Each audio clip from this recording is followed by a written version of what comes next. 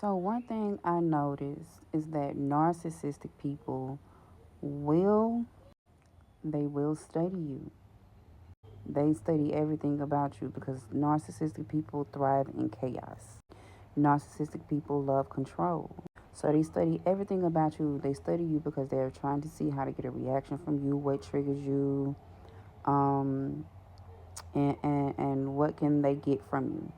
Because they're not used to genuine people. They're not used to that. They're not used to.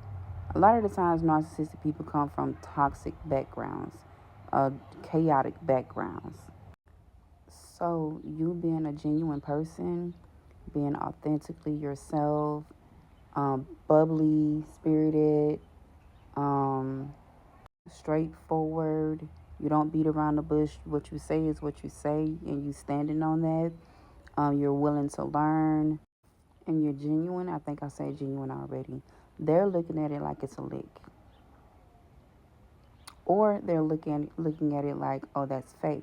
You know what I'm saying? So they studying, and they trying to see what they can do to get you out of character, to get you, to react, and to see what they can get from you.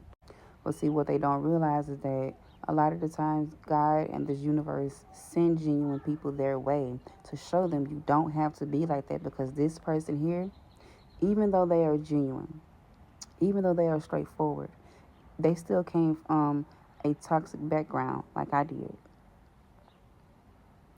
They still went through X, Y, and Z, just like you went through X, Y, and Z, but they still choose to be this type of person. They still choose to be genuine. They still choose to wear their heart on their sleeve and do right by people, regardless of the things that they have gone through. Now, you over here, sir or ma'am, the narcissist, you let what you went through deter you from the path that I wanted you to go on.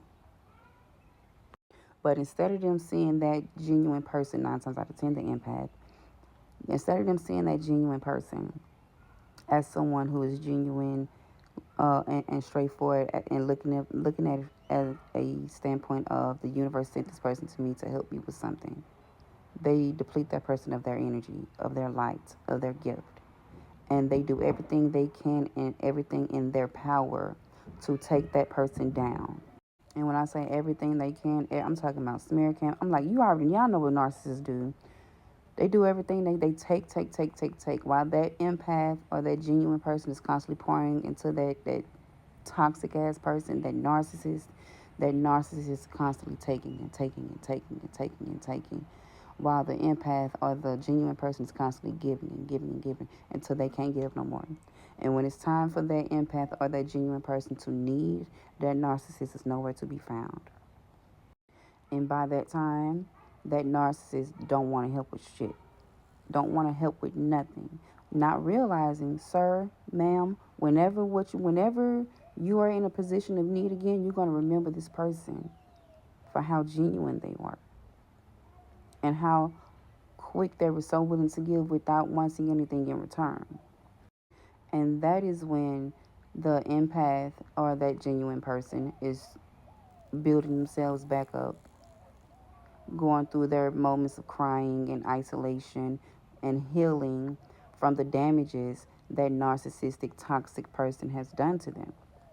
And now they're refilling their cup, putting back the pieces that they didn't destroy, all because they were being their authentic selves and giving and being genuine. And once they start to heal, that's when the narcissist, that toxic person, wants to come back and then wants to be like, and a lot of the times they are in a time of need when they come back. They need something, whether if it's money, a place to stay, food, to recreate their image, something. They need something. And that empath is like, nope, because they learned their lesson. Because them being genuine to you and being openly just giving to you with no boundaries, yeah, you use them.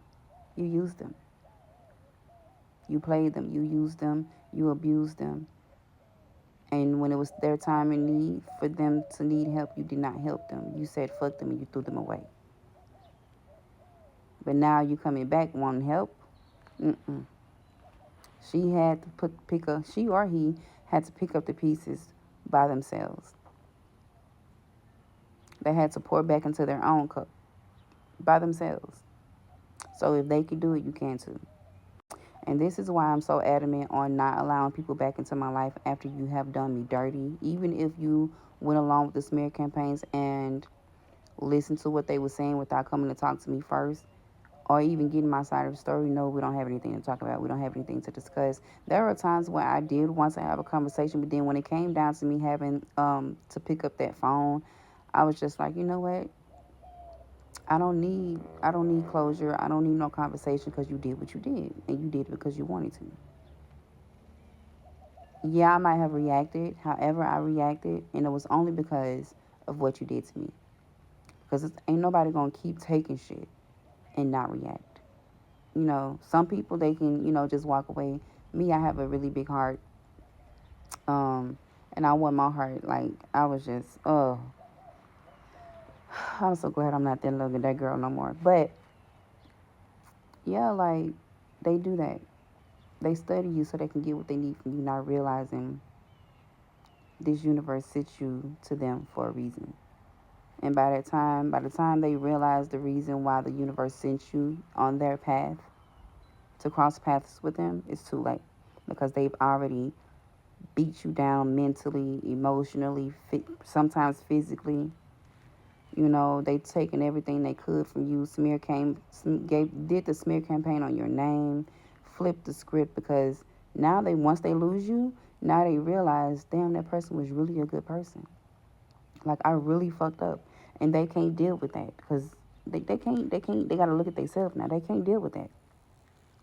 They can't deal with realizing, damn, I really did fuck up. Damn, they really not coming back. Damn, I really lost access to resources. Because it's never about, damn, that was really genuine.